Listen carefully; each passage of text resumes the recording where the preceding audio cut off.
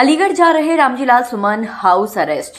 आगरा में सपा सांसद के घर के बाहर फोर्स तैनात। कार्यकर्ताओं के साथ धरने पर बैठे आगरा में सपा सांसद रामजीलाल सुमन को पुलिस ने हाउस अरेस्ट कर लिया है।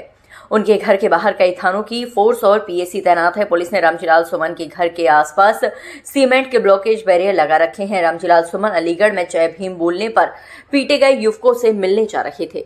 वहीं से आक्रोशित रामजीलाल सुमन अपने घर के सामने धरने पर बैठ गए हैं। सपा सांसद का कहना है कि वह अलीगढ़ जाएंगे। बड़ी संख्या में कार्यकर्ता उनके घर पहुंच रहे हैं। सब कुछ सीएम ऑफिस पर बैठे लोगों के इशारे पर हो रहा है। रामजीलाल सुमन ने कहा, हमें आज अलीगढ़ जाना था, लेकिन बेहद अफसोस के साथ कहना पड़ रहा है कि हमें नजरबंद कर दिया गया है।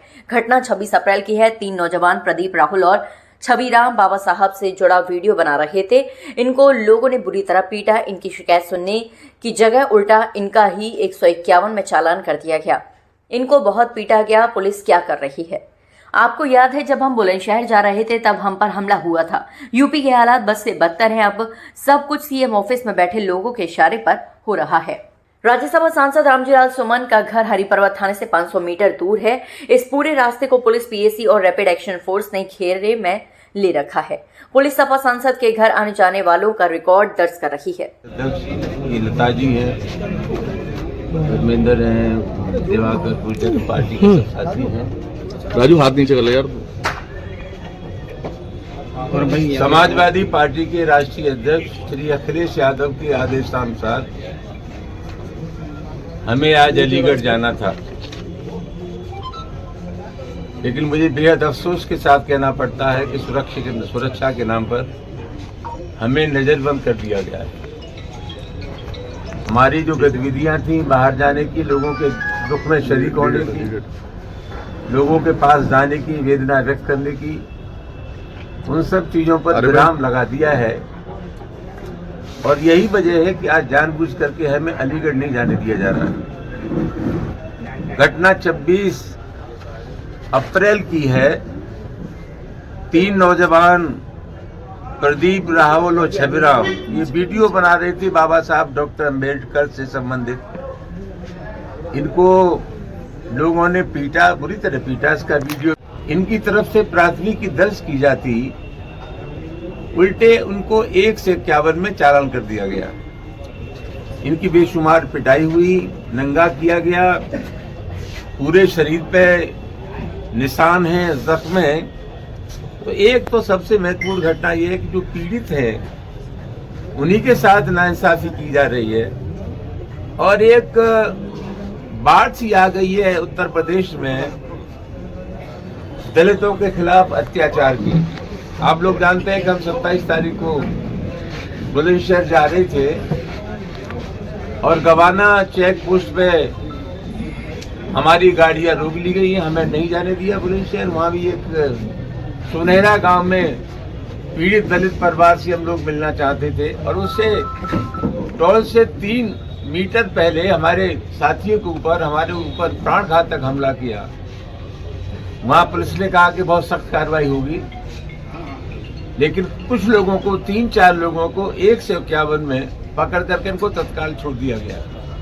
अपराधियों के साथ बिल्कुल मेहमानों जैसा व्यवहार हो रहा है। हमें प्रतिपक्ष का भी अनुभव है और सरकार का भी अनुभव है। सबसे अहम सवाल ये है कि जितनी ताबड़तोड़ घटनाएं हुई उनके खिलाफ अगर कहीं से प्रभावी कार्रवाई कर दी जाती तो एक मनोवैज्ञानिक प्रभाव पड़ता खुराफात करने वालों पर, अपराधियों पर। लेकिन कहीं से भी कोई कठोर कार्रवाई नहीं हुई।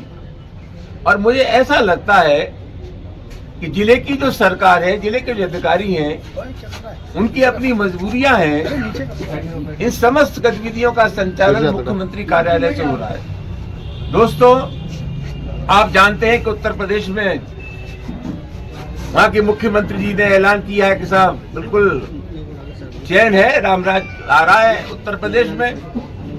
हम समाजवादी पार्टी के कार्यकर्ता हैं और जनता है। जनतंत्र में जनता सरकार भोगती है और जनता ही सरकार को बनाती है।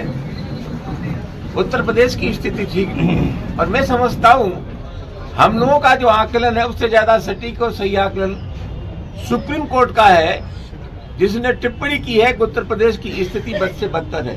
तो कुल मिलाकर के अपराधियों के हौसले बुलंद हैं। ये जनतंत्र की हत्या है समाजवादी पार्टी के लोग मिलना चाहते हैं, जो पीड़ित लोग हैं। जानबूझ करके हमें गिरफ्तार कर लिया गया या रोक लिया गया है और एक नोटिस हमें थमा दिया गया है कि वहाँ अनुमति नहीं है आपके जाने की, लिहाजा आप लोग नहीं जा सकते।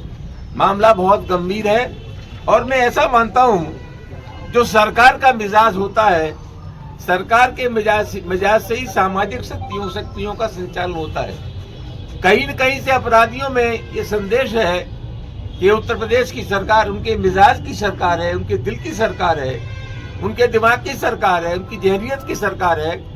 सरकारी संरक्षण प्राप्त है अपराधियों को, इसलिए ताबड़तोड़ घटनाएं हो रही हैं। हम डंके की चोट कहना चाहते हैं। प्रशासन हमें कितना भी रोके, लेकिन कमजोर वर्गों की, पिछड़ों की, दलितों की, अकलियत की और पीडीए की लोगों की हिमायत करने से दुनिया की कोई ताकत हमें रोक नहीं सकती। आप जाएंगे अलीगढ़? हम अलीगढ़ जाना चाहते हैं। सुबह से हमने घेर रखा है और ये फरमान जारी कर दिया हमारे खिलाफ कि अनुमति नहीं है आपको अलीगढ़ जाने की।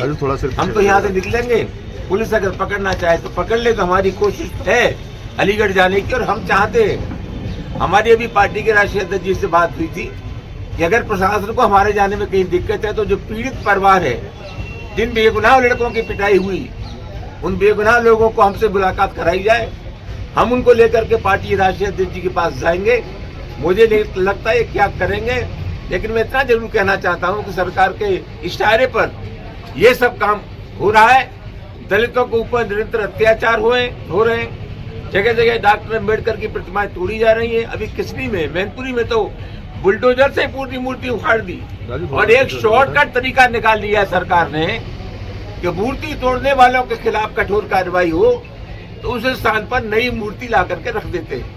एक भी स्थान पर अगर मुकदमा पंजीकृत करने के बाद कठोर कार्रवाई होती तो एक संदेश चला जाता। मैं समझता हूं इस आशय की घटनाओं की पुनरावृत्ति नहीं होती।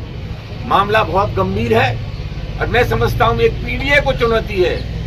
अखिलेश यादव जी के निर्देश पर पूरे उत्तर प्रदेश में कल प्रदर्शन हुआ था और मैं समझता हूं जानबूझ करके हमें कमजोर वर्गों की हिमायत करने से रोका जा रहा है।